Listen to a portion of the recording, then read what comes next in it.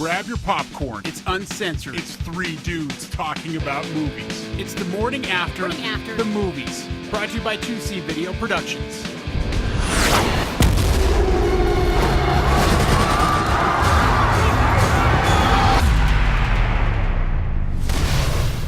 I'm scared. How do we know they're coming? They're coming. Welcome to episode 2 of the Morning After the Movies podcast, the uncensored look at some of the big releases of the weekend. Special thank you to the Gateway 12 Theaters, the Edwards there in Nampa, for hooking us up with some tickets to World War Z, the Brad Pitt vehicle. And as per usual, the way we're going to do this is we're going to kind of do an overview of the film, what we each thought, give the review, and then we'll go into the spoilers so that if people listen halfway through, they can stop it and go, I don't want to listen to see how this thing ends. We'll give you warning. Yeah, I'll give you warning. So first of all, Jay, your overall thoughts of the movie. What'd you think? Well, going into the movie, I didn't exactly have super high expectations. So I feel like there wasn't a whole lot for me to be let down. I haven't read the books, so that part I didn't have to worry about. I was just looking forward to an exciting movie. And overall, I think, I feel like I got that. To me, it was a combination of action, thriller, and a little bit of zombie movie, though I don't think it was really a zombie movie. It was more about the outbreak of the virus and how to get rid of it. So that part was good for me. I thought that some of the acting was pretty not that great. The woman who played Brad Pitt's wife, I have to go. I'll keep our kids safe. I didn't think was that great. I didn't think that her character really sold for me that, she just didn't seem like, oh God, society's falling apart. I could lose my whole family. She was on the fence of whether to let him go and do what he needed to do or he stay there. I was like, I would rather have a stronger female character, I think, in that position than what she was portrayed. But I don't think the movie was necessarily, kind of focused on that. It was focused on Brad Pitt, rolling around as Jerry Lane, trying to figure out, where patient zero is. Right. The zombies, they were kind of terrifying. They moved really fast. It was one of those fast-moving kind of zombie movies, I guess, if you want to call it that. And so they were terrifying in their moments. The overall story I thought was okay. It wasn't super great, but what I liked was how it wrapped up at the end, which we'll probably talk about in a little bit. And then the other part that I really liked was just the action. The action scenes were very actiony. They were pretty explosive, and I got an overall feeling that, to me, society was in a bad place, and to me, that's what gets me thinking about, what place would I be in? What would I be doing in this kind of situation? I was upset. We'd be dead. Yeah, we would be dead because there is no fat zombies. There's no fat people in this movie. Fat anybody in these movies at all. No fat people. Everybody's very fit. And there was none of that, so that was kind of a weird thing. I was like, they're all very healthy-looking people. Even the people that were getting chased, all very thin and fit. You're right. Yeah. So overall, I enjoyed the movie for what it was. All right, and Randy, your overall thoughts of the film? I'll be honest. I went in kind of, I'm not a huge zombie movie fan. I didn't care for the trailer that much, but I loved the movie. Loved it. Loved it. Loved it. No, I mean, if that was that was a realistic portrayal of what a zombie apocalypse would look like in my mind. Like if I was to think of what it's going to look like when you walk outside, that's what I would see. So I loved it. Interesting. I have no complaints. On the other end of the spectrum now, you're going to think that I absolutely hated the movie, but I didn't. You do. You hate it. I thought it was pretty average. And I'll tell you why. I read the book coming in, but I was totally understanding that this was going to be completely different. So I had stopped my, what I thought the movie was going to be. There was no characters from the book in the movie. It was absolutely different. The only thing that was the same was the title, and I knew that going in. But my main problems with the movie is a lot what you had, Big J. Except what you attribute to bad acting, I attribute to bad writing. They didn't do any character development with I can tell you any other name of anybody in that movie except for Brad Pitt. Which means they could give a crap about anybody else in that movie. And so it was hard for me to care about these people that are supposed to be dying and trying to save the world when I can't remember their damn names, And so they just didn't take enough time to develop anybody else for me to care why Brad Pitt should care that much about that one soldier that was doing all that stuff for her. Right, exactly, whatever. And so, I didn't realize it didn't really connect with me. The other part of it that I didn't like very much was all the exciting action parts I'd already seen. The trailer had killed that movie for me. I didn't think it was going to be the case going in, but the coolest part about that movie was watching the guys climb up on top of each other. And that was in the trailer. That was not the coolest part of the movie. Well, I mean, as far as the action goes, it was. You know what I mean? That was the most, I guess, the heart-stopping action scene from the movie. That was already seen in the trailer. And then the other part was that I didn't really get. Well, I will get into the spoiler section. But the whole point was, it just wasn't exactly what I had in mind. And I came in with pretty low expectations. And this is, I guess maybe I saw Man of Steel too soon to this because I came in with somewhat level expectations for that and exceeded it. And I tried to come in with somewhat level expectations for this, and it came in a little bit below it. Now, it's not a terrible movie. It's not. It's a good movie, but it's not as good as I thought it could be. I think you read the book, right? Yeah, but again. Have you? Yeah, I read the crib notes. No, I didn't. Okay, read it seems like books. everyone that's What the read the hell? book doesn't like the movie. Well, no, it's Screw and them. again, It has nothing to do with the movie. and it has or nothing to do with the book Yeah. either. Again, I didn't come in going this didn't follow the book. The book is better than this. The book is that's not how it was. It was just like, you know what?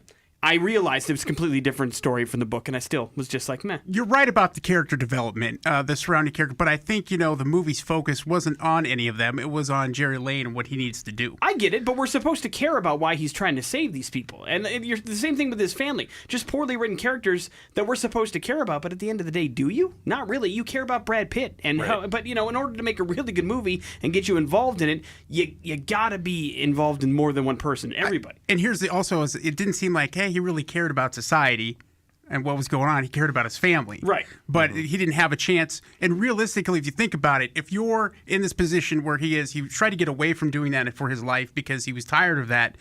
He wanted to spend time with his family. Now he's drawn into the service to have to do this.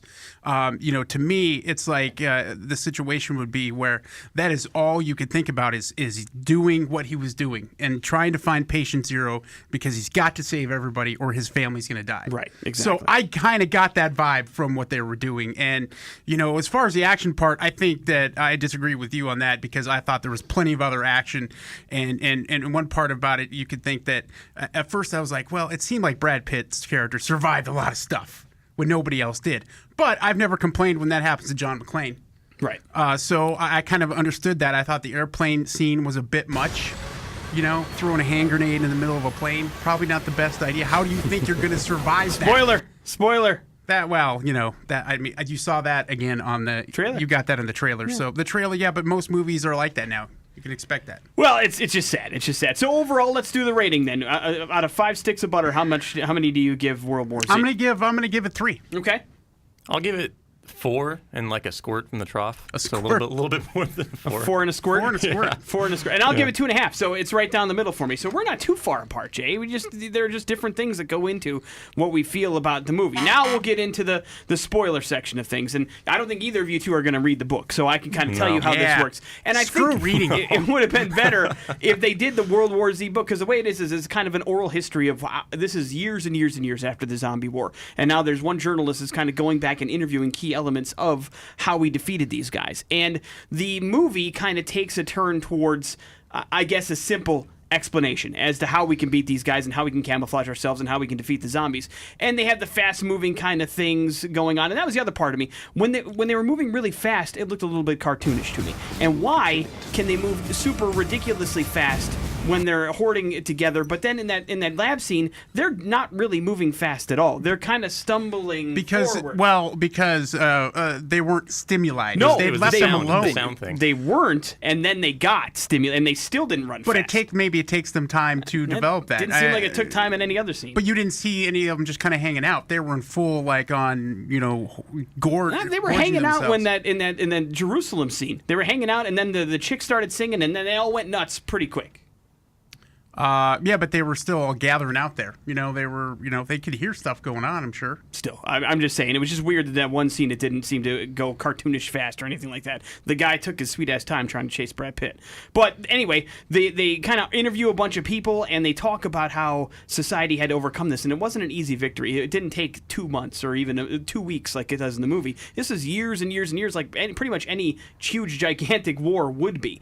And so I thought it was a missed opportunity there to kind of, as opposed to kind of showing somebody trying to figure this out, a look back would have so much opportunities for them to do a whole lot of cool stuff. But again, I came in realizing that it wasn't going to be the same thing. But that's just the stuff I was disappointed in the movie. A question I had, somewhere in the middle when they were on their way to Israel is, what was that nuclear explosion all about? Like, where I was don't know. that? I don't know. That wasn't explained. That was awesome. It was just a real quick kind of cutaway, big, huge nuclear explosion. Where was it? Who did it? What happened? None of that stuff. Yeah, but I mean, I really was displeased with his wife, the way that character was played out. Thought it was just terrible. Yeah, I agree. I agree. Randy, you agree, but I you do. loved I agree. the I agree movie. with you. I love the. Yeah, I do. But it wasn't about her. It was about him. So in the end, Brad the Pitt. zombies lose. The zombies- Spoiler alert. The zombies do lose.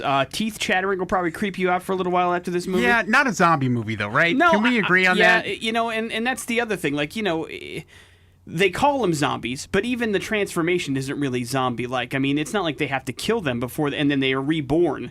It's just they instantly, 12 seconds later, get whatever disease this is, and it's really more of a bacteria and a virus than it is a zombie kind of Yeah, thing. and they were focused on delivering as many bites to people as they could, and then moving on.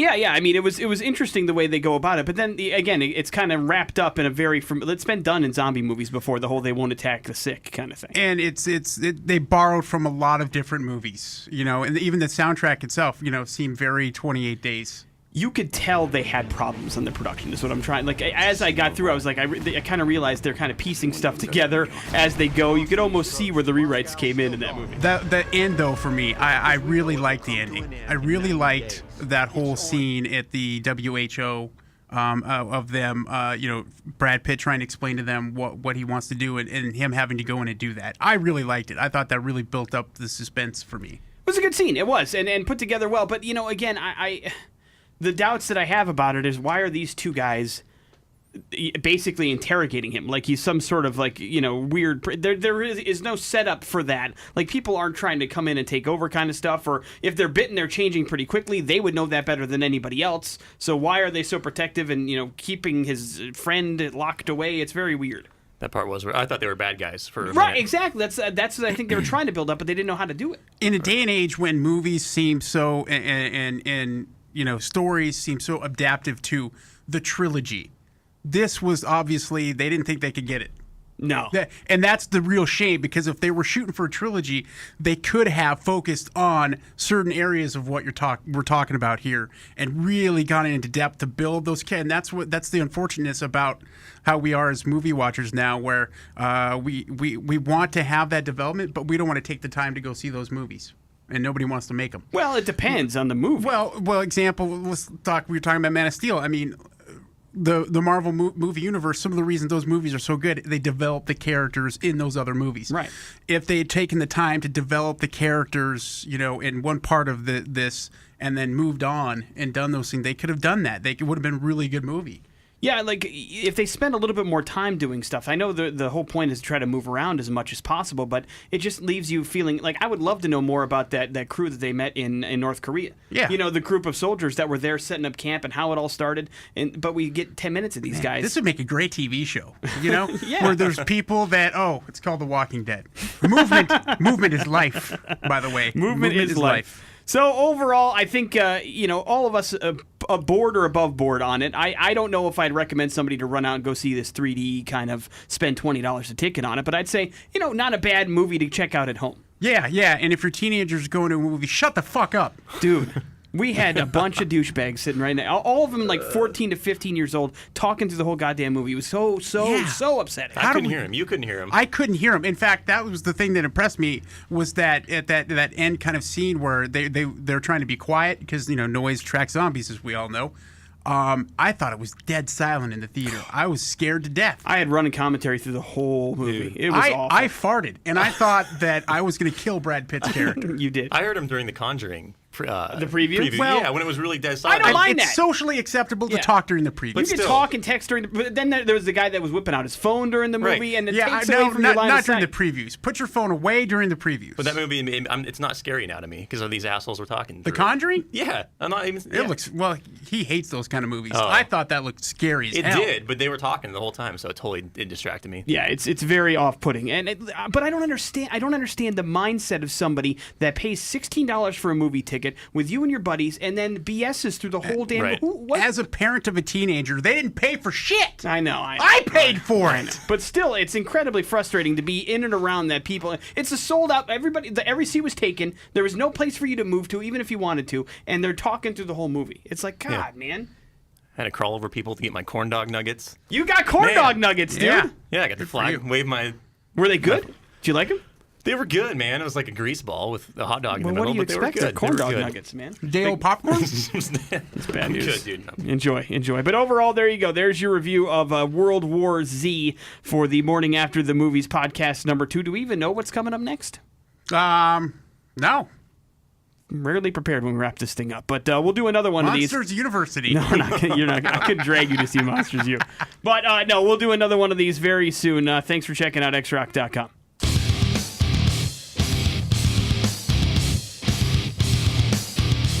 This has been The Morning After the Movies, brought to you by 2C Video Productions.